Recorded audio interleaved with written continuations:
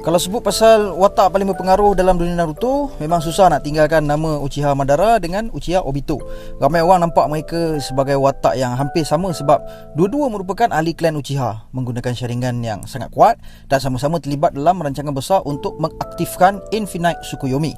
Tapi kalau kita tengok lebih dalam, sebenarnya diorang ni mempunyai banyak persamaan dan pada masa yang sama sangat berbeza dari segi personality, matlamat dan cara berfikir.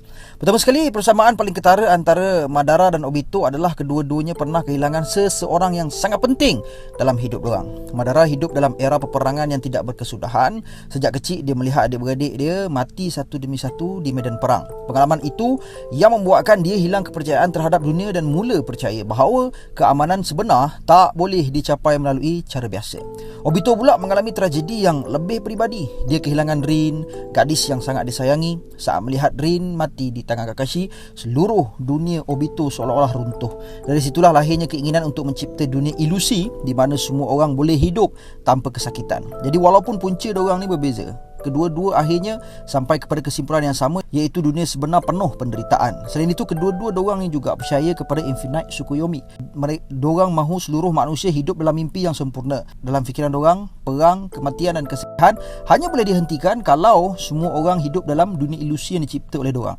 Sebab itulah Obito sanggup menjadi pewaris kepada rancangan Madara selama bertahun-tahun. Dari segi kekuatan pula, kedua-duanya merupakan antara pengguna Sharingan terbaik dalam sejarah klan Uchiha. Madara memiliki Eternal Mangekyo Sharingan, Rinnegan dan akhirnya menjadi Jinchuriki Jubi.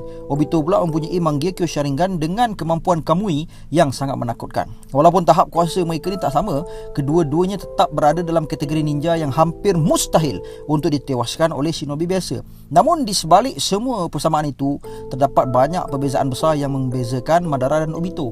Perbezaan paling utama adalah personality diorang. Madara sejak kecil lagi memang seorang yang dominan, yakin diri dan mempunyai cita-cita besar. Dia dilahirkan sebagai pemimpin semula jadi. Walaupun masih muda, dia sudah mampu berdiri setaraf dengan Hashirama Senju. Madara sentiasa mahu mengubah dunia mengikut cara dia sendiri. Obito pula sebenarnya seorang budak yang baik hati.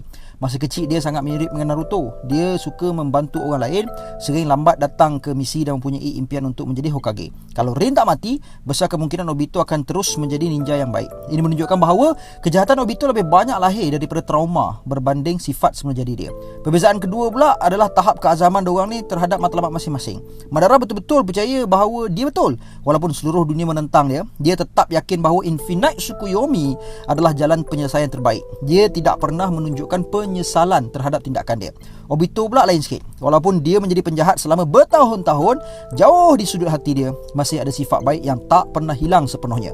Sebab itulah Naruto berjaya menyentuh hati dia. Obito akhirnya mengakui kesalahannya dan memilih untuk membantu perikatan shinobi menentang Madara serta Kaguya. Kalau kita cakap tentang kekuatan, Madara jelas berada satu tahap lebih tinggi.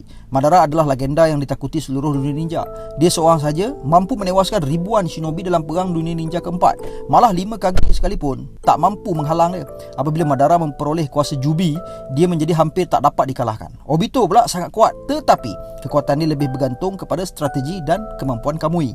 Keistimewaan Obito bukan terletak pada kuasa mentah semata-mata, tetapi pada kebolehannya memanipulasi situasi dan memperdayakan musuh. Selama bertahun-tahun dia berjaya mempermainkan hampir seluruh dunia ninja dengan menggunakan identiti palsu sebagai Madara. Satu lagi perbezaan menarik adalah hubungan diorang dengan Naruto. Madara melihat Naruto sekadar halangan kepada rancangan dia. Dia menghormati kekuatan Naruto, tetapi tidak pernah benar-benar memahami dirinya sendiri. Sebaliknya Obito melihat dirinya dalam Naruto. Kedua-duanya pernah menjadi budak yang tidak berbakat, sering dipandang rendah, mempunyai impian besar untuk menjadi Hokage.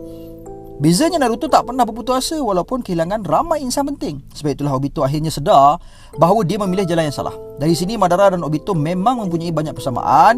Diorang sama-sama Uchiha, sama-sama mengalami kehilangan yang menyakitkan dan sama-sama mahu mencipta dunia tanpa penderitaan melalui Infinite Tsukuyomi. Namun, perbezaan terbesar diorang ini terletak pada hati masing-masing. Madara adalah seorang idealis yang sanggup melakukan apa sahaja demi visinya, manakala Obito adalah seorang lelaki yang tersesat akibat kesedihan. Madara mati dengan keyakinan bahawa dia sedang mengubah dunia, tetapi Obito mati sebagai seorang yang telah menemui semula dirinya yang sebenar setelah sekian lama. Dan itulah sebabnya walaupun kedua-duanya penjahat besar dalam Naruto, kisah Obito sering dianggap lebih tragis, manakala kisah Madara pula lebih dikenang sebagai simbol kekuatan dan keagungan klan Uchiha.